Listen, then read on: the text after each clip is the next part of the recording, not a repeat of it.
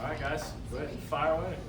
Pat, there's a lot of reasons why the offense was better today, but I wonder what dimension Xavier specifically brought to it. Yeah, he's just so explosive. You just see when getting the football in his hands, man, it just makes the defenses have to adjust. And when they adjust, it's like he gets so much attention on him. Other guys can make plays happen. And so just having him out there, not only for his physical ability, but just the morale of the room, I thought it was huge.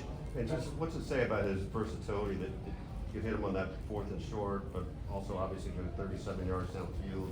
Does that speak a little to his game development? Yeah, I think you saw at the end of last year, he's not just like this fast receiver that can run down the field. He's gained weight, he's kept his speed, and he's showed that he can be a guy that can do everything. And so I think last year was so pivotal of him having be in a bigger role, obviously with injuries and stuff like that. And I think he had the injury at the beginning of this year, but this was the role that we expected him to be in, and he showcased it today. Hit a lot of receivers today, really spread the ball around. It felt like you were in a zone, I guess. What led to that, feeling like you could play free?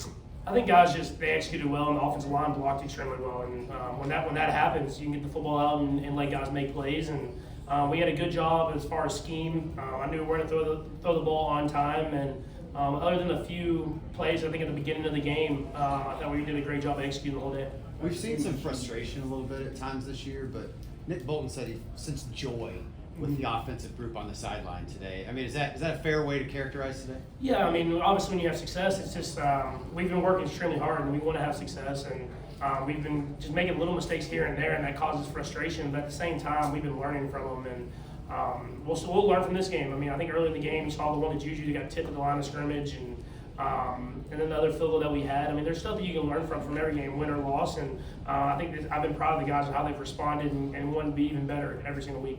Patrick, you briefly mentioned the offensive line, but what did you think just overall today that they had? Yeah, they did a great job, run and pass. I mean, when they play like that, it makes my job a lot easier. And so they're starting to gel, man. They're starting to gel and build that chemistry that every offensive line has to do. And those young guys are getting more and more experience, and they've played against some great defensive lines. And so they'll continue to get better and better as the year goes on. But they had a great day today, and let's build on it. How much of your comfort within the pocket is based not only on the day that you're seeing from the offensive line, but maybe seeing the improvement in the weeks prior? Yeah, I mean, I think the weeks prior has been something that's been important to me, is seeing that I can sit in these pockets and make these throws and get to my third progression, fourth progression, and stuff like that. Even the play to Juju, I mean, that gets tipped. I mean, that's third progression, and you see the pockets, it's clean, and having that confidence in them, it's pushing me to be better. And I thought we did that today, and let's continue to do it. What was it like to have Chris Jones back in the locker room after this 24 hours?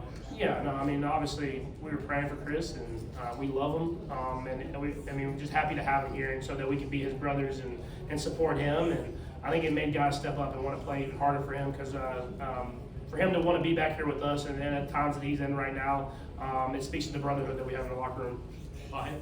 Patrick, can you just take us through the touchdown pass to Hollywood and how that kind of, I guess you kind of played off of what you set up? Yeah, no, we wanted to go for it. We wanted to kind of put that final ending on the game, and we were talking in the huddle, and I could see that like 14 Hamilton was going to be on that side, so I wanted Juju to kind of give me a little kind of pick. We knew that it was going to be probably a cover zero type look, and so he was the last read, but I told Hollywood in the huddle, I was just like, man, if it's cover zero, man, you gotta win. You gotta win across the field, and he did that. He beat a good corner and won, and it was able to get a touchdown. Pete, curious for your perspective on two throws, the deep to Worthy down the right sideline, and then the floater to Travis. Yeah, the deep one on the sideline, it's just Worthy beating his guy. It was man coverage. He won, and then giving him the throw down the field and letting him go up there and make a play. I think people, like I was talking, they think he's just speed, but he's a guy who can do it all, man. He can go catch those footballs over the top, and he can be physical and use his body as well. And so good to get him going early in the game and kind of have that threat for the rest of the game. I missed him like right after that. I think he was a little tired, but he just not playing a few games. But you showcase that in the deep stop run he runs. He has a wide variety of routes he can run, and then the one to Travis cover zero. We knew it was cover zero, and then it's about your guy just winning a one-on-one. And I'm gonna give my guys chances down the field, and Travis has shown for years that he can win those matchups. The Leo pick and then the fumble. I mean, you guys really punished them for that. You hadn't gotten turnovers the first 2 weeks. How big was that to get those and then also punish Baltimore for them? Yeah, I mean, at the end of the day, that's a great offense. Like, that's a great football team. That's a great offense with two guys that are top of the league, top guy at quarterback and running back, and then with tight ends and the way our defense played today. I mean, I know they got the late touchdown, but they played lockdown defense, and they put pressure on the quarterback. They got interceptions, they got turnovers, and that sparked us offensively, giving us those short fields. We have to execute and score off those. And it was a good team football game. It wasn't just offense, it wasn't just defense or special teams. It was everybody came together, and that's what we need the rest of the year. Mabel? So when you're during the week, you feel like this was coming this week, and especially like during the week, you think about those 4th and shorts that you can go for because you're really confident in those kind of plays that you guys can do this week. Yeah, when you're playing one of the better teams in the NFL, you know you're going to have to be a little bit more aggressive. And I know their record doesn't show up. Everybody knows it's the Baltimore Ravens, and they've had so much success these last few years. And so we had a good game plan going in, and we knew we had to raise our game. And I think we finished the game the right way, but it was a close game throughout until the very end there. And I thought we executed at a high level in crucial situations.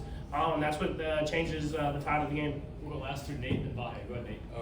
Patrick, I wonder if it's partly because Xavier's back, or to your point earlier about the offensive line. How much did you feel like you had just better answers for the blitz setting compared to the first 3 weeks? Yeah, I think obviously the offensive line, we just have better communication. We have better stuff that we talked about through previous games. And then with Xavier being back, it's just that threat of being able to win over the top. It's scary for defenses when they're going to bring pressure, knowing that you can get it to that guy short or deep, and then he can make plays happen. And so we had good answers. There's a couple here and there that I think I could have been better on as far as some of my answers. But overall, I thought we had a good game plan and we executed it well.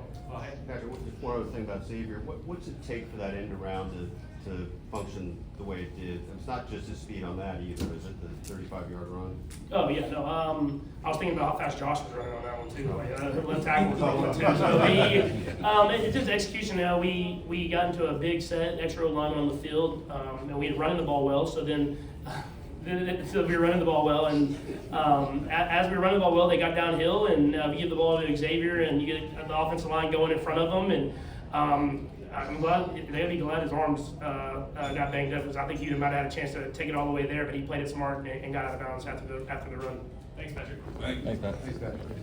Come on, dude. How's the ruckus in here? Come on.